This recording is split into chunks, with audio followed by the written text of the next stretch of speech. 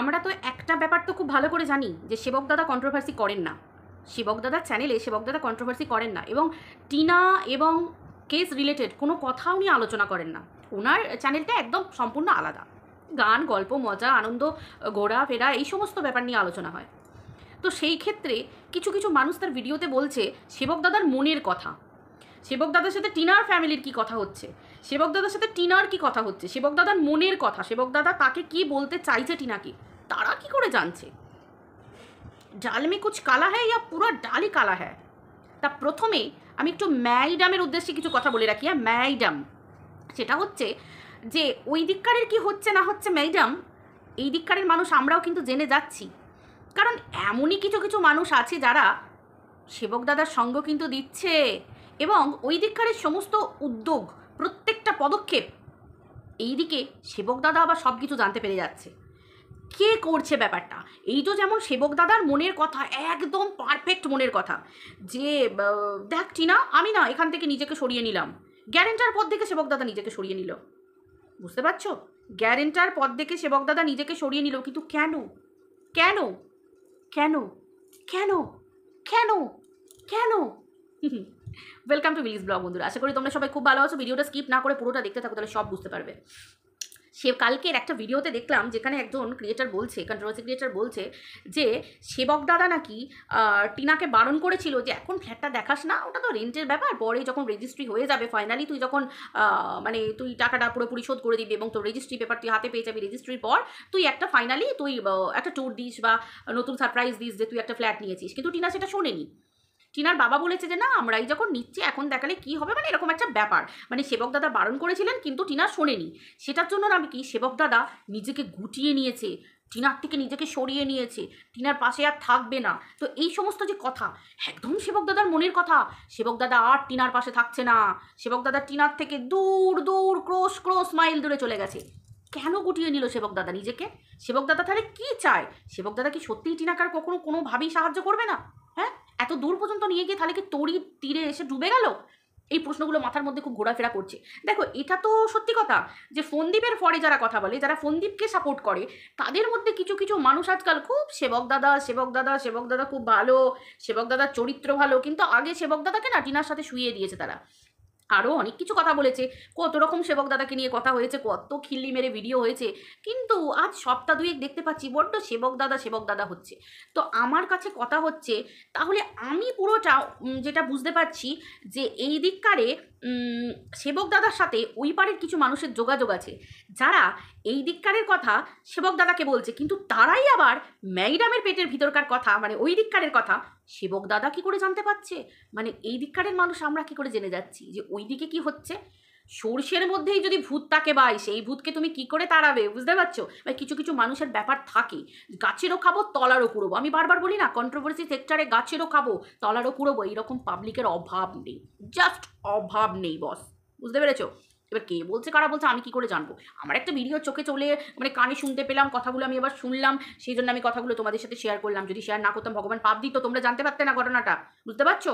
Just একবার ভাবো, যে সেবক দাদা টিনাকে এত দূর পর্যন্ত নিয়ে গেল, সেই সেবক দাদা গুটিয়ে নিল নিজেকে। সত্যিই তো তাই, খুব ধ্রুব সত্যি কথা যে টিনা হচ্ছে কীরকম ধরনের, ডগির পেটে ঘি হজম হওয়ার মতো, তাই না ব্যাপারটা?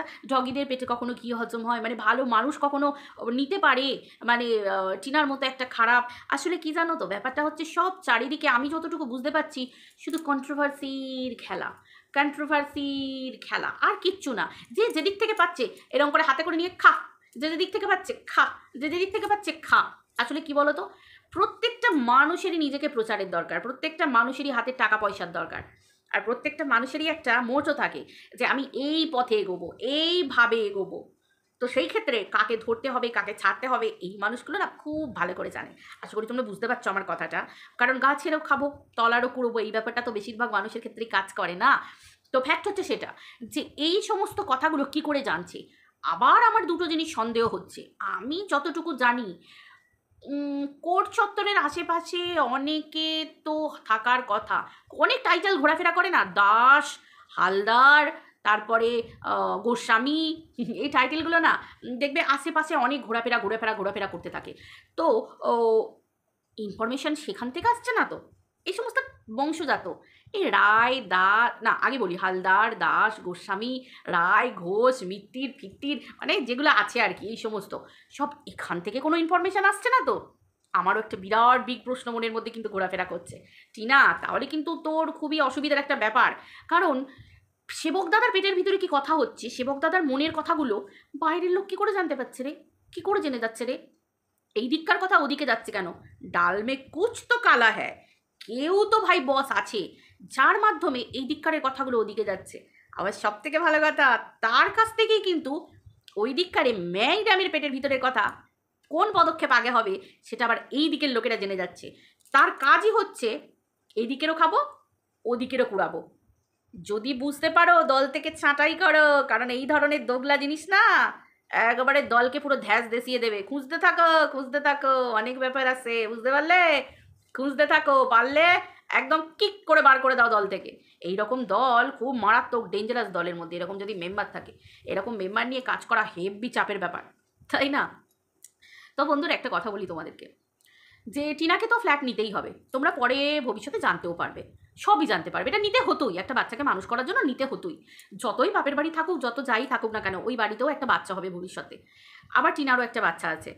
তো সেই ক্ষেত্রে একটা মা তাকে তাকে তার যেখানে ডাক্তারখানা, আমি আগেও বলেছি যে একটুখানি গিয়েও 10 মিনিট হোক, 5 মিনিট হোক, 15 মিনিট হোক, গিয়ে টোটো করে, আমরা তো দেখেছি ওকে শহরে যেতে হলে, টাকিতে যেতে হলে বেশ কিছুটা যেতে হয়, বাইকে করে হোক, টোটোতে করে হোক, যাই হোক যেতে হয়। তো সেই ক্ষেত্রে একটা বাচ্চাকে মানুষ করার জন্য সমস্ত সুযোগ সুবিধে হাতের কাছে রাখাটা খুব ইম্পর্টেন্ট, খুব দরকার।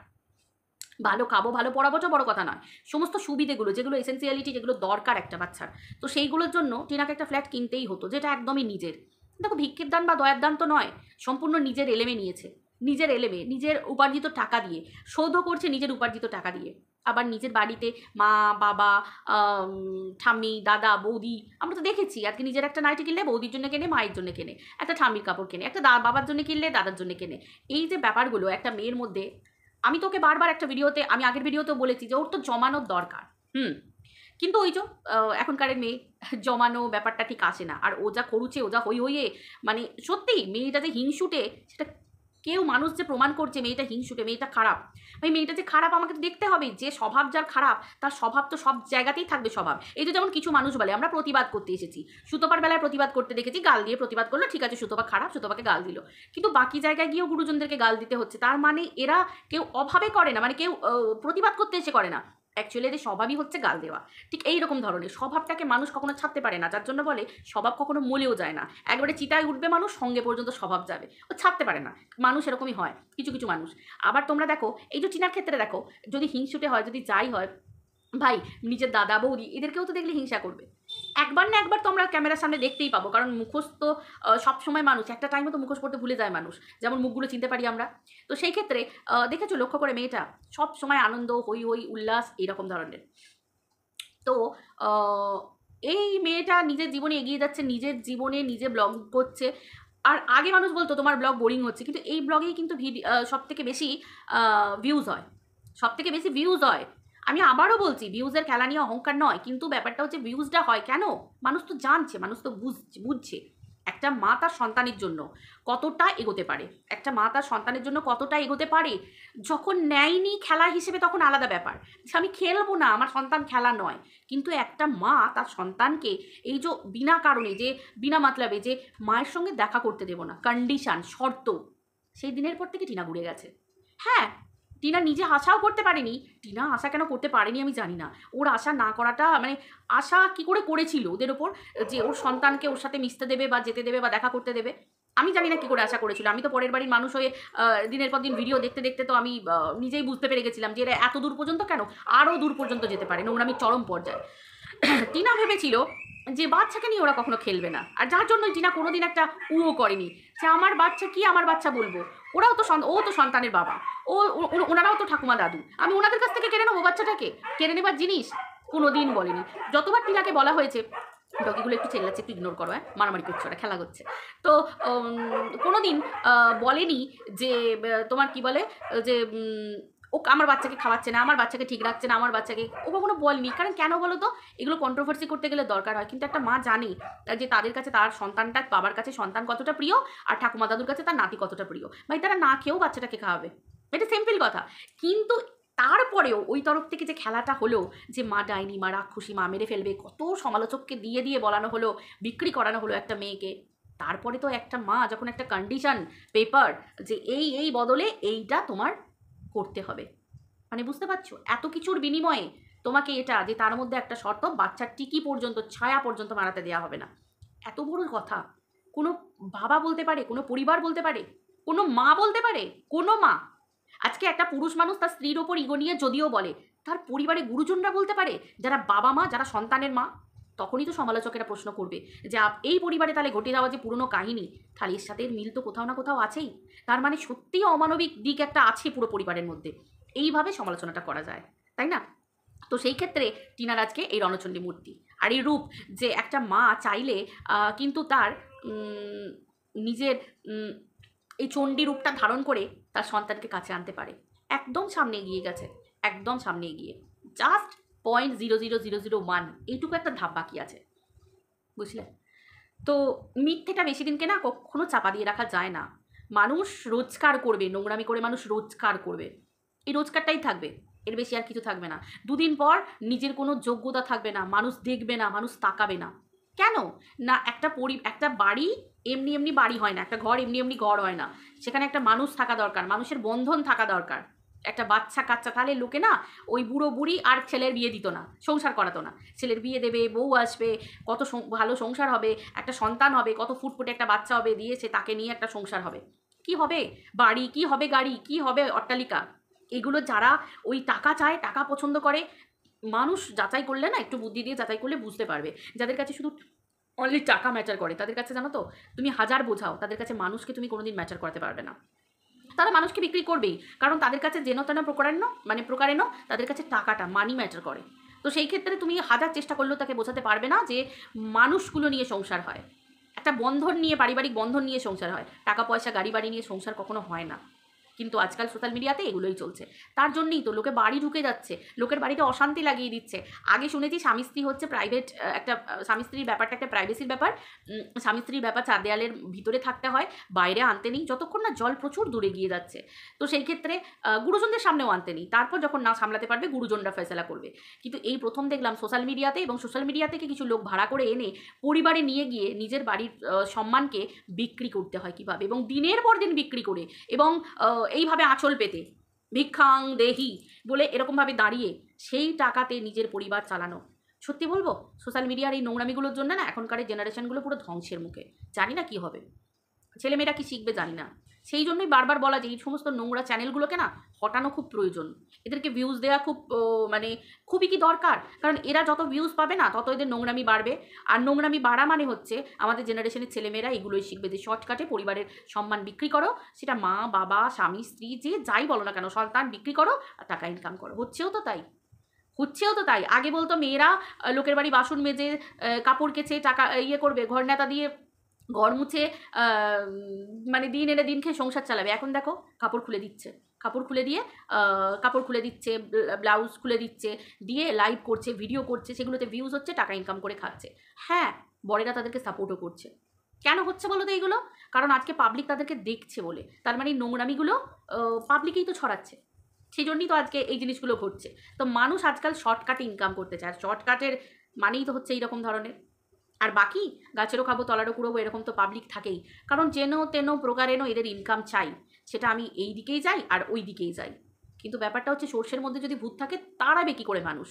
এই দিককারের খবর এদিকে, ওদিককারের খবর এদিকে, তাই তো? এই মানুষগুলো সাংঘাতিক, একদম সেই বলে না ঘা হয়ে গিয়ে পচে গিয়ে একদম লাস্ট স্টেজ, মানে এই রকম ধরনের, যেখানে বসাবে না থাবা সেখান থেকে পুরো মাংস তুলে নেবে।